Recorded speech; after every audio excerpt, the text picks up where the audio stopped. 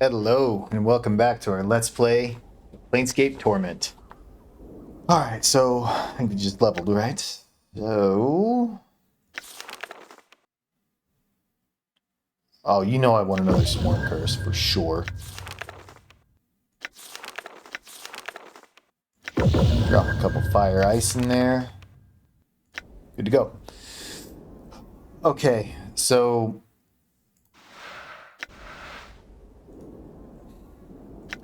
We read through all of this. I didn't understand these last two. Like, all this other stuff, it didn't break open any memories, but these last two, like... So Ghastly... So the Ghastly head said, "You have been divided. You are one of many men, one in many men. You bear many names. Each has left their scars on your flesh." And then it proceeds to tell us a bunch of different names that apparently we've had. Only one piece is of importance. Regain that and your life will be yours again. So we have to find whatever, I don't know, like a piece of us, or I don't know. It's got me really confused. And then here, it talks about, reads something about a legacy, and it gives us a number, or a code. And the only thing I could think of would be that, where that floating head was, that is a storage area. But I think we got everything out of there that we could, so I don't know. I really don't know what it is that I'm missing to open up this portal, because we have the key, but apparently we don't have a portal. But I'm going to go back to the Civic Fest Hall, and I'm going to talk to Quell again. I really feel like I'm missing something with Quell.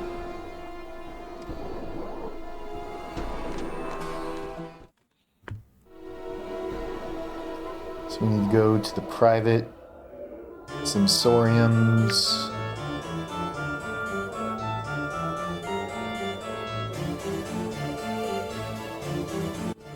Here we go. I'm gone. Oh, I didn't notice these. We haven't messed with these yet. Well, oh, he's got one too. Alright, let's talk to Quell. We've already read all this. Plop candy to his mouth. You know who he is, Candy. We've already asked him about Ravel Puzzlewell. Need you to tell me all the same. Yep, same thing. Maze, how might I find her?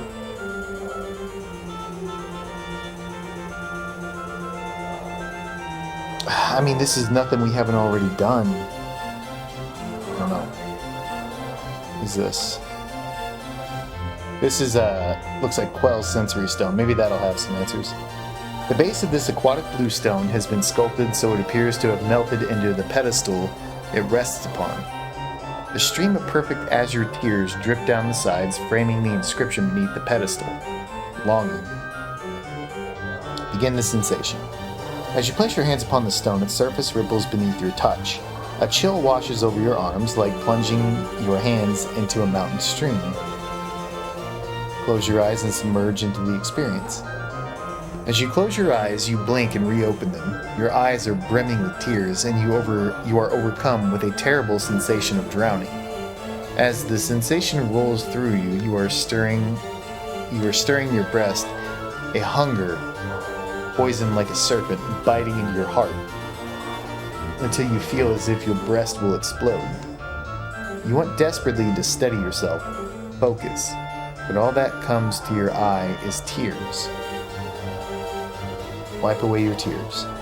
You raise your hand to wipe away your tears. Your hands are soft, delicate woman's hands.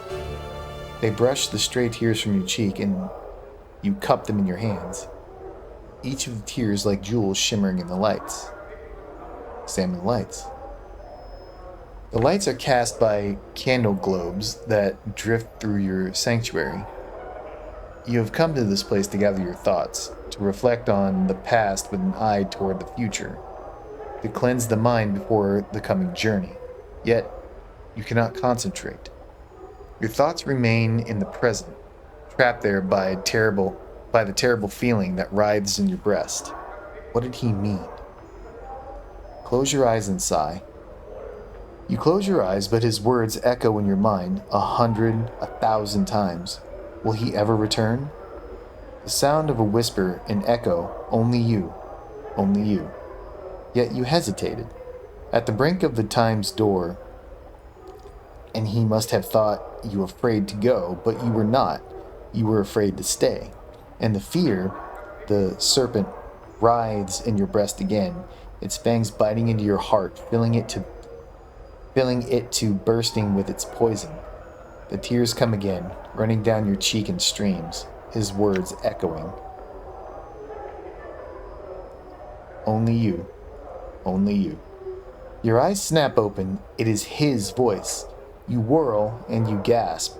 He stands powerful in the shadows, and he strides into the light of the drifting candled globes, and you feel the serpent writhing and dying. He returned. His face stern, but somewhere in those features you can almost see his pleasure at seeing you. After all, he returned for you. Echo, you can only help me, Dieonarra. That's the ghost lady that we met in the very beginning of the game, the one that loved us. Only you can help me, Dieonarra. But it was wrong for me to ask you for your help. You speak, Dieonarra, yet you, it is you, gray-skinned like a statue, striding from the light. Are you that scarred? Your body looks like it has been bathed in knife blades, the wounds and tattoos horrible, yet you see through Dieonarra's eyes, and she sees. How can she see you in such a way? She puts a cloak over your features. She sees you in such a light, such terrible longing light. How can she feel such? Let's try to refocus and brace ourselves and hold on to the experience. You feel your vision tearing, doubling until you are the man striding from the light. It is you, but not you. You feel yourself being torn. It is Dieonarra's experience. But at that same time, it is also yours, and you. What? I ask too much of you to accompany me, Dieonarra. I have no right to place you in such danger for my sake. It is your words, but they are a surgeon's words, chosen with cold skill without a trace of emotion. With every word you feel yourself sneering inside, knowing what the stricken girl will see next through her longing-stained eyes. And who are you, that person, that man twisting her with your words, not knowing how powerful they are to her, like bolts from a ballista piercing her breast. Her, yet she sees only relief at your return. How can she feel and not know what you mean to? I have come to ask your forgiveness, Dieonarra. I shall return to you as soon as I am able. Your vision tears again, doubling and bleeding until you are facing yourself again, trying desperately to speak, to warn Dieonarra that this is not a man, but a creature that kills for its own needs. He doesn't care about you, Dieonarra. You are a tool to him, a tool he needs to. But Dieonarra speaks, and you can't stop her. I would place myself in 1,000 dangers, embrace eternity for you, my love. I am not afraid to listen. I'm not afraid. Listen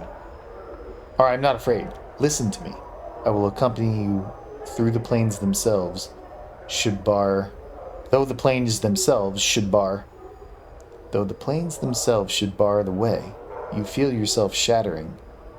Relief and satisfaction, his satisfaction in her words. Knowing she would say them, always knowing, and her admission of love is like the slamming of a portcullis across your heart. Trapped. She is yours, and you must be certain, so you drive the nail home. The way is dangerous. You will have to be strong, far stronger than you are now. Swimming through her mind, relief, the wave of relief, the end of longing, yet longing for him more at his words, not noticing his manipulations. All you need to be is strong, and his path shall be as one with yours. Your thoughts are like fires, where you could be strong, stronger than he knows. You know no fear. You would die for him. I could be strong, my love. I will. Her words slide off him like water. The serpent in her breast, the one piercing her heart with its poison, has been replaced by the serpent in flesh. She sees nothing of this, and his next words are planned carefully, so carefully.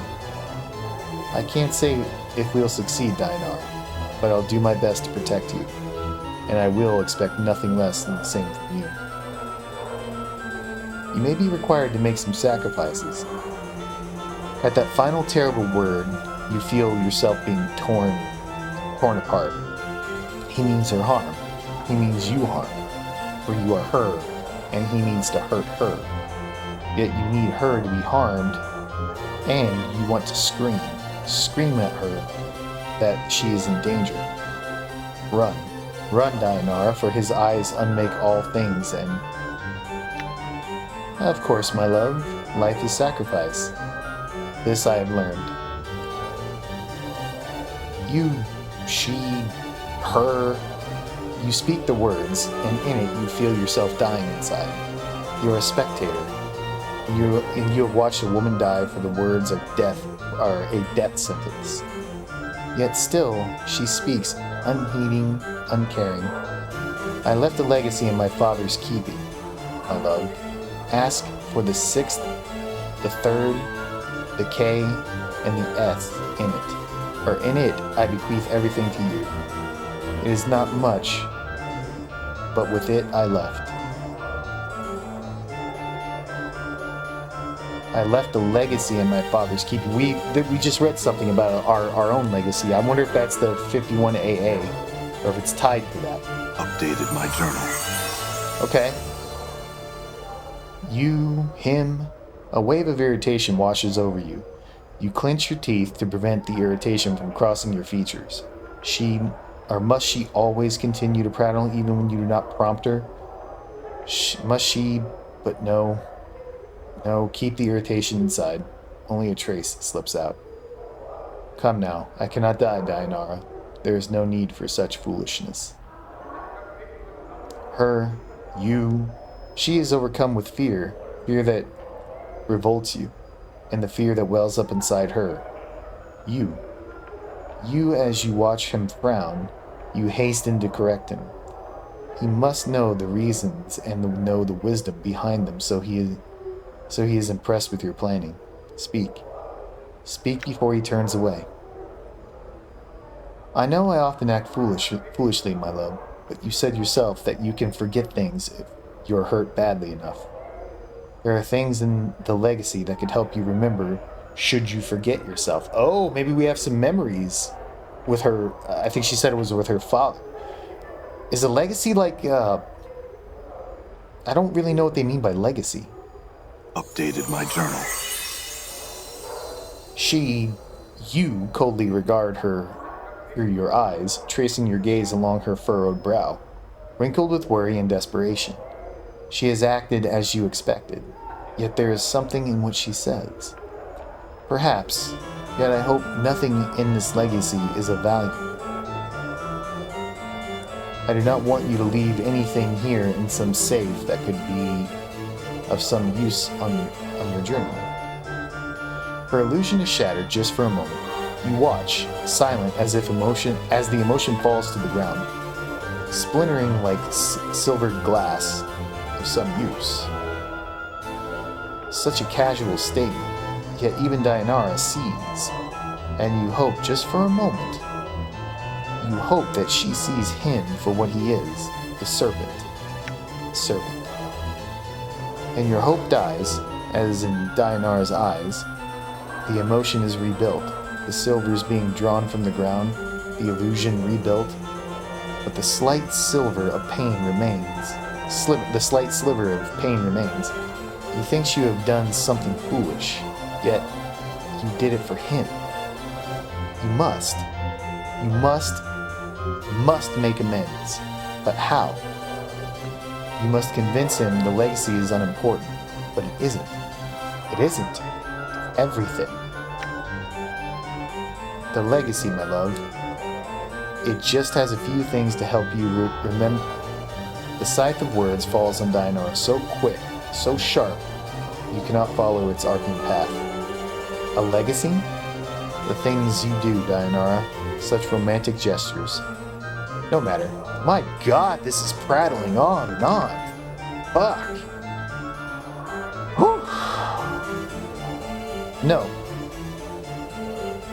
Dieonarra, you have driven him away again, like you did the night before.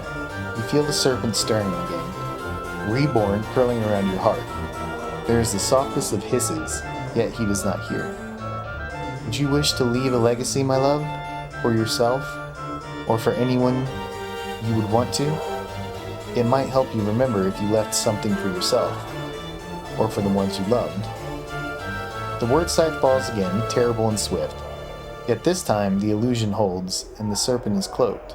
The serpent is cunning, and it shall not reveal itself until it strikes. A legacy for myself? Not likely. The things I would leave for myself would not be safe in some advocate's office. Dieonarra. There's an advocate house, or advocate's home or something, I think. We'll go back out and double check, but I think there's an advocate's office or house. But enough of this. I must leave. He is leaving. You must make him remain, and the experience swirls around you. Terrible, the spiraling toward the final scene. The question she, wants to ask. Don't ask it, Dieonarra. Don't ask it, be silent. My love, before you go, his anger, his irritation. What now, girl? What now, you mewling banshee? Before I go, it looks like I am in no danger of that. Come, Dieonarra. What an asshole. Come, Dieonarra. Can't these questions wait for morning? There's much. She is desperate drowning. What? She is desperate drowning. Say it. Speak it. Do you want me to come with you, my love? The rush of emotion dies in your mind. This is the end. The words you are about to speak are true, but the truth is not the truth she sees. There are no lies, only cold calculations. Of course he wants you to come with him, Dieonarra. You understand it clearly. Too clearly. He has invested too much in the poor girl to let her go. Of course, Dieonarra. I would not have asked you to come with me if I did not want your company. You know how I feel about you. There is a cold silence in his mind, then a hissing of a thought, a response sharp and deadly, like a dagger blade. The lie comes swiftly, unburdened by emotion. I love you, Dieonarra. And you want to scream as you feel the lie wash over her like a radiance, but it is a shadow of truth, a serpent's kiss, and he means you harm, and she can't see. You want to call out, but she is crying with joy, even as cry with joy, frustration, joy, with despair. The emotion washes over you, like you are drowning, and you need to speak. You long to speak but cannot. Tear yourself away from the experience. Oh my God. You scream and scream as you tear your hands from the stone.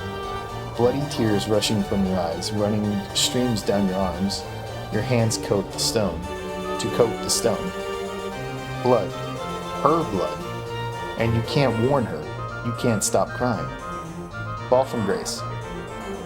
Suddenly, Fall from grace is there, and her touch is like gentle silk, and she brushes the tears away from your eyes as you feel the screams welling up within you.